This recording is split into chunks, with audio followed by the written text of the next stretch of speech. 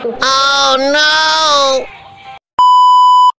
Exam day nga namin ngayon mga mamshi, pero hindi ko nga alam kung ano nangyayari sa sarili ko dahil parang ang tinutupak ako ngayon. Yung tipong hindi ko nga maintindihan kung bakit nagagalit o naiinis ako ng walang dahilan. Pero syempre sa loob ko lang naman yun dahil andito nga ako sa classroom ngayon. Hindi naman nga maaaring magsusungit ako dito at ipapakita ko nga kung ano talaga yung nararamdaman ko ngayon. Siguro nga dahil lamang sa puyat dahil ilang araw na nga rin ako hindi nakakatulog ng maayos. O baka naman nga dahil bayaran na naman nga sa test paper. Charot.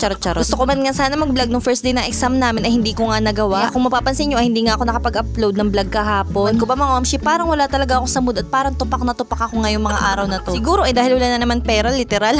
Charot. Mapapansin nyo nga napakadaming kalat nga dito sa may lamesa namin mga mamshi dahil nga hindi ko alam kung bakit tamad na tamad talaga ako kumilos ngayon. Kagaling ko nga sa school kanina ay natulog nga ako kaagad at 4 PM na nga kami nagising ng mga bata. Ang ginawa ko nga na pagkagising ko ay tumunga nga. Ewan ko ba parang wala talaga ako sa wisyo ko ngayon. Pero kahit naman nga anong gawin ko, kahit magtamad-tamaran pa ako at wala ako sa mood gumawa ay ako pa rin nga magsasuffer ng consequences. Wala din naman nga kasi makakaunawa sa nararamdaman ko. Syempre kundi ako lang dahil baka sasabihin pa nila sa akin nag-iinarte lamang ako. Iba mga mamshi, nararamdaman nyo rin ba yung ganito yung parang tipong pagod na pagod yung utak mo, yung katawan mo kahit wala ka naman ginagawa. Yung parang gusto mo mag-relax kahit papano, mag-unwind, ganyan. Parang hangin na naman nga ng tabing dagat ang gusto ko. Ang gusto ko talaga mag-relax yung tipong ako lang mag-isa. Pero sa sitwasyon nga namin ngayon parang mukhang malabo pa yun. Kaya ang sabi ko na nga lang dito sa mga bata mamaya ay lumabas kami para kahit papano naman ay gumaan-gaan yung pakiramdam ko. Dahil alam nyo yun, parang ang bigat talaga yung tipong parang naiinis ka kahit wala naman dahilan. Ito ngayon talagang pinakang ayaw ko nararamdaman sa lahat kasi nga pati yung mga bata minsan nadadamay ko na sa stress ko. Kaya nga minsan kahit hindi naman nga kainis-inis kapag nagtatanong sa akin yung asawa ko ay mas pinipili ko na nga lang manahimik kaysa nga makasagot ako ng hindi maganda sa kanya. At yun pa nga pagmula ng away namin ay alam ko naman na hindi niya ako maintindihan kung ano nga yung nararamdaman ko. Lalo na nga tayong mga nanay, alam natin sa sarili natin na walang iba makakaintindi sa atin kundi yung sarili lang din natin. Dahil siguro kung hihingi pa tayo ng payo sa iba baka sabihin nag-iinarte lang tayo o kung ano yung nararamdaman nating emosyon. Kaya naman nga kaysa magmukmuk ako humiga at humilata na hindi ko naman nga alam kung ano yung nangyayari sa akin at anong dahilan. Nilabanan ko na nga lang ang inis ko, bagot ko. Dahil ako din naman nga may ipunan ng gawain. At ako din nga yung may hirapan sa dulo, diba? Kailangan ko pa naman nga ma-relax ang utak ko ngayong buong magdamag. Para nga magkaroon ako ng masarap na tulog dahil nga magre-review pa ako mamaya madaling araw dahil may exam pa nga kami kinabukasan. Di rin nga talaga madali mga mamshi kapag ganito, pag inaatake ka ng migraine o kaya anxiety. Alam ko na iisipin ng iba nakaartehan lang pero hindi. Totoo talaga to. Lalo na nga sa mga kagaya ko nanay na sobrang daming obligasyon at sobrang daming iniisip. Kailangan nga labanan dahil syempre iniisip natin palagi yung ating future at yung ating mga pangarap. Palagi nga nating iisipin na kung tayo nga isusuko ay walang mangyayari sa buhay natin.